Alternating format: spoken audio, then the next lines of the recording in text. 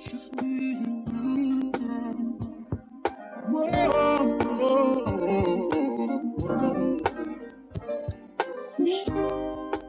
question was talked about, the discrimination against women in the industry and how you were very vocal about that, and how a lot of women are, and you hear from every day women that say that they can't do because they're not successful. And tying into that, all the people that have to be silent, even the rappers who was like, I don't believe this, but I have to believe this for the ladies or whatever. Is that silence? Is that how you get to success?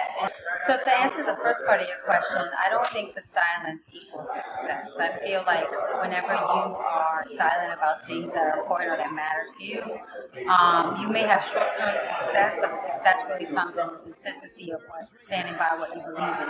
And for me, I felt it necessary to stand by what I believed in, what I knew was, and stand up for myself and what I knew was wrong.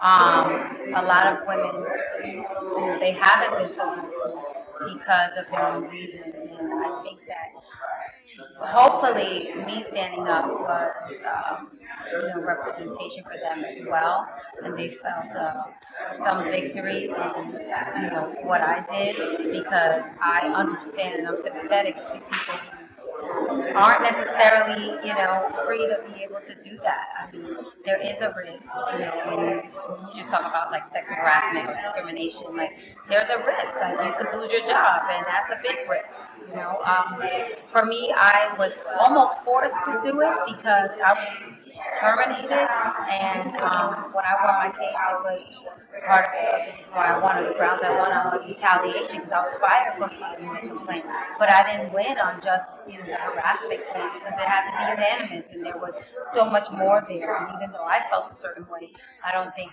other people agreed that, or at least the entire jury didn't agree that was the case. So even something like that, we're still fighting for, because there are those distinctions where some people may not believe that, that's harassment or discrimination. They're like, oh, that's not enough, oh, that happens everywhere. I've had women actually tell me when it comes to discrimination, well, I mean, that's just any job, that just happens at any job. So it's about what we're going to be able to stand up for and just really be vocal about, and what we're willing to accept. If we're going to be willing to accept it, then it is just going to be part of the job. You can't be willing to accept it if you really feel it. Is there ever a time where you feel like you're speaking out or preventing coming out of the community? And what would be your advice to this young woman right now that's finally starting to make it in her career, and maybe she was sexually harassed or something happened where she should be saying something, but she won't, or she's completely about it? What would you say to her?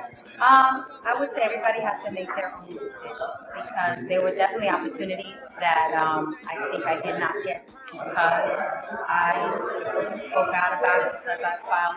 I knew that going in. I knew that, employers were going to be able to look at that and see that in my, history. It's not on my resume, but if you do your research in this day and age, you're going to find out. So I knew that they were looking at the opportunities. And it did take me a long time to get a job then. But I think when I did bounce back from that, and when I did go back to work, it only helped me, because I was in a position that I wanted to be in. I was comfortable, with the people that I worked with. They knew what the, case was about, and they were supportive of me. So that's, I think, all around a better place to be in when you go to work. You want people that you work with to understand who you are and what you will not accept. You know, you can do that. Exactly. All right.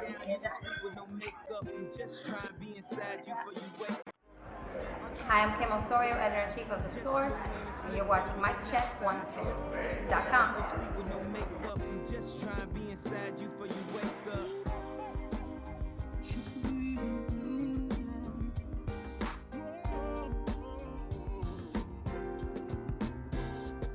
We had problems, but it's all in the past. Everybody got problems, baby, algebra class. Remember I used to do things that